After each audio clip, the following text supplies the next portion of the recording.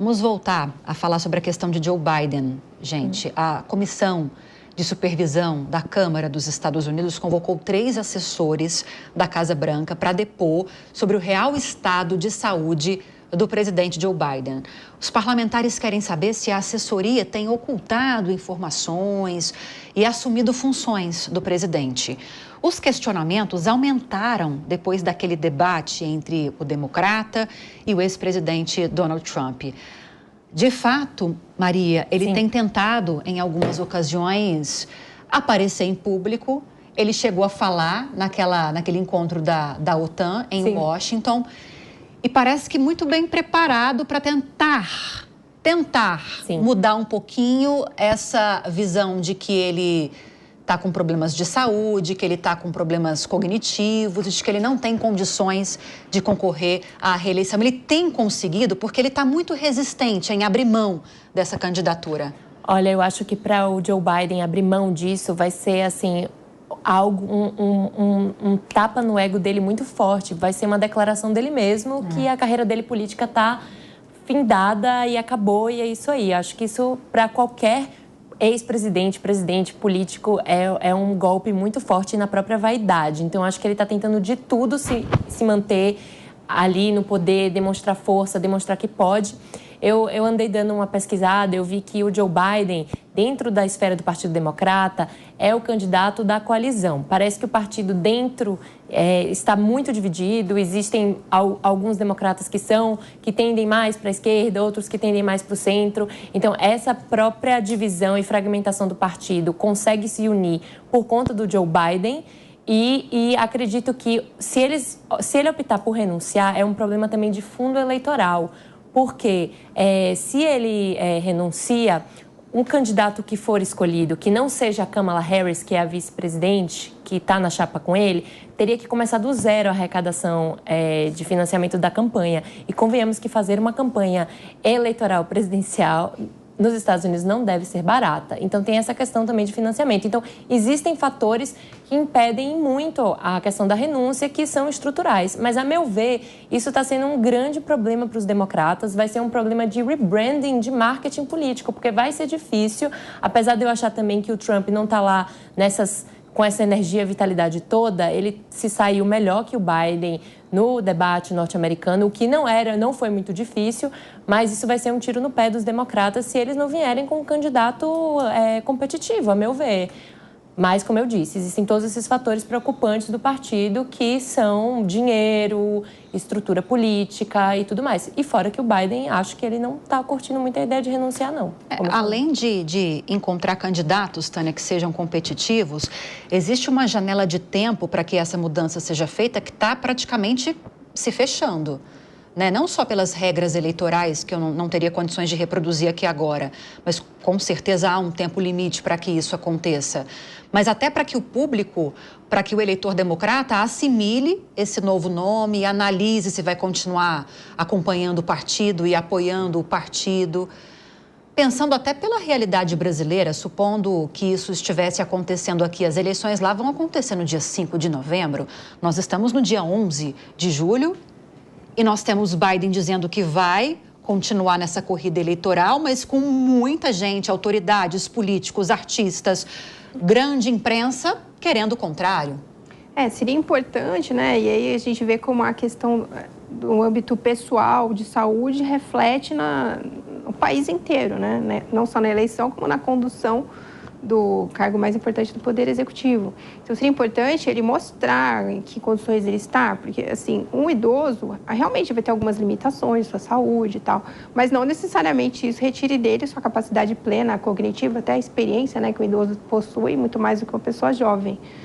E, então, no caso dele, eu acho que talvez, parece assim simples, né, o que eu vou dizer, mas seria melhor se ele conseguisse mostrar, em termos de saúde, como que realmente ele se encontra. Porque, de repente, é uma questão motora, porque não necessariamente uma pessoa que eventualmente tenha Parkinson afeta o seu cognitivo, a maioria não afeta o cognitivo.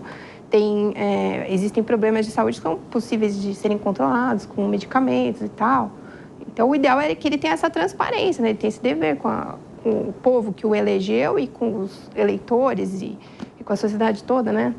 Então, Por que será que ele está escondendo? Ou será que não está escondendo? Simplesmente estão colocando dúvidas aí sobre a sanidade dele. Então, tem vários pontos, né? Que, de repente, eles vão calcular aí nas próximas semanas o que eles vão soltar sobre a saúde dele e tal. E há uma pressão política, né? Muito grande. Sim, uma pressão que fica enorme, mais ainda diante dessa situação, doutora Eliana, porque a obrigação, pelo menos eu imagino, que ele deva se sentir assim ou deveria se sentir assim, a pressão para que ele tenha um bom desempenho fica ainda maior, porque está todo mundo dizendo que ele tem de desistir. Ele está lá resistente, não, eu vou concorrer. Teve uma entrevista que ele deu recentemente que ele disse que só Deus para tirá-lo dessa corrida, a reeleição, né, a continuar na Casa Branca. A pressão aumenta em cima dele. A derrota vai cair sobre os ombros dele. Uma derrota que cairia sobre os ombros de um partido, Exatamente. Se acontecer, vai cair sobre os ombros dele. Como é que a senhora vê isso? Bom, eu vejo da seguinte maneira. Primeiro, ele sempre foi um político muito ativo. A vida dele foi feita na política, né? Quer dizer, ele não foi outra coisa senão político, sempre. Eu acho que se ele estiver... Eu concordaria plenamente aí com um exame, no sentido dos três... São 3 assessores, né? 3. Sim. Eu acho que isso seria o ideal e que fosse rapidamente para acabar com qualquer tipo de questionamento em relação até ao partido, né? Em relação à viabilidade dele sair candidato ou não. Mas eu acho uma coisa mais grave que o povo está patinando lá. Ele está em condições de dirigir o país agora? Não é nem para as eleições, é agora. Como é que está a situação dele agora para que ele seja, né, o bom presidente dos Estados Unidos? Então, eu vejo assim, isso aí era para ontem. Agora, se todo mundo tiver coerente com o discurso dele, assistindo o discurso dele, eu também não sei por que fazer essa cobrança no sentido de não ter condições ou ter condições. Ele está aí até agora. Então, eu acho que seria muito, muito interessante para que ele provasse, né? E eu acho que ele não precisa provar nada, quem tem que provar são os outros, que ele não tem condições, que ele não pode ser, inclusive, o atual presidente. Agora, Mônica, você quer dizer alguma coisa? Aí eu vou te perguntar. A Mônica está horrorizada comigo aqui. Não, pelo contrário. Quem assistiu o debate, o Trump tripudiou em cima dele. Me deu pena, doeu meu coração. E assim, é um problema jurássico. É um problema jurássico na política desses dinossauros que se mantêm. A Maria falou que ele não quer sair porque isso é decretar o fim da carreira política dele. Ele insistir nisso é capaz de ser muito pior, porque se ele sai, pelo menos ele pode sair com grandeza, cabeça erguida. Ficar até o final vai ser um enterro muito maior da carreira política dele. E mais, assim, ele falhou em não investir no seu sucessor. Ele podia ter construído um sucessor, podia ter fortalecido a Michelle Obama, a própria Kamala, tinha que ter construído um nome. E aí, gente, não é só o Biden. O Lula não construiu sucessor, o Bolsonaro não construiu sucessor, o Trump não tem um sucessor. Nós ficamos reforçando e repetindo os nomes das mesmas velhas lideranças políticas, que, por incrível que pareça, continuam sendo as novas lideranças. Precisamos de novos nomes. O Biden não tem condição. Pode trazer atestado do que ele quiser. Mesmo que os médicos digam que sim, politicamente é insustentável. Então, na minha opinião, tem que sair sim, tem que trazer um outro nome, um nome forte. Talvez não tenha financiamento, talvez vai perder as eleições, mas cresce o partido fica forte. Política tem que ser feita a longo prazo. E esses dinossauros todos me desesperam. Você acha que isso reforça a radicalização também? Esses investimentos, esse capital político em cima das mesmas lideranças ao longo de muitos anos, décadas, isso ajuda a reforçar? Eu acho porque que se cria... É o contrário? Eles são reféns da polarização, porque como é que... Do jeito que está tudo polarizado e, ao mesmo tempo, personalizado, porque isso é uma coisa da política populista, né? É o grande líder carismático... Não é a política, é o político. Né? O foco. É a pessoa. Então, nós temos pessoas, nós temos nomes, tanto que o bolsonarismo a gente chama de bolsonarismo, ligado a uma pessoa. O petismo ainda é petismo. Mas tudo muito personificado na figura de um grande líder. Não é só no Brasil, nós temos isso em vários países.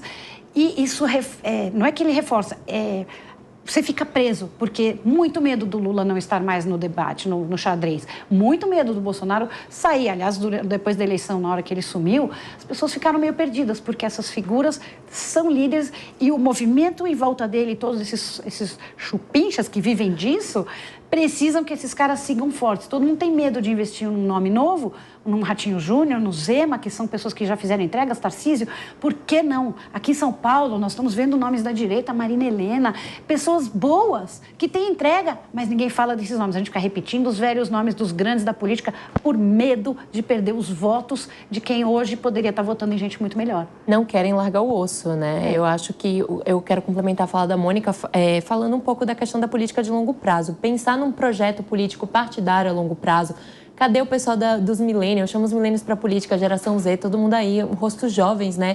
Muito esse debate de que a principal eleição do mundo tem duas figuras já carimbadas, dois idosos, que a diferença de idade entre um e o outro é 4 anos. O Trump é 4 anos, o Biden 3 anos, o Biden é 3 anos mais velho que o Trump. Eu queria dizer uma coisa, Mônica, só complementando o que você falou, longo prazo. É isso, gente. Boa política, ela é pensada a longo prazo. São projetos de país, é um projeto de desenvolvimento. E hoje em dia, com as redes sociais e a polarização, ninguém mais pensa nisso. É o retorno imediato. Então, o discurso está tão vazio, ele está tão raso, ele está tão para as bolhas, que ninguém mais fala de projeto de longo prazo. Então, é isso que virou a política. Quem está com a máquina nas mãos, seguindo isso que a Mônica está falando, Tânia, e depois quero ouvir a doutora Eliana, quem está com a máquina nas mãos tem muito mais condições. Por mais que hoje as redes sociais deem uma voz, tripliquem o alcance da voz desses candidatos, desses pré-candidatos, ter a máquina nas mãos faz toda a diferença.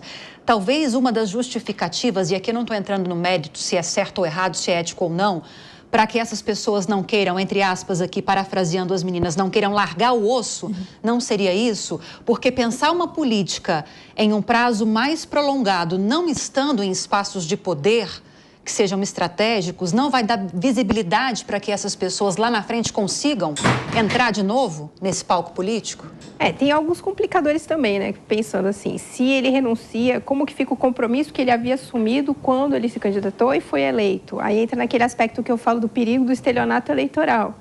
Então, não é tão simples assim também fazer uma renúncia de um cargo tão importante como de presidente da República, no caso. Mas é claro que o uso da máquina ajuda, não só na visibilidade, como também na mostrar o poder, né, que ele está exercendo.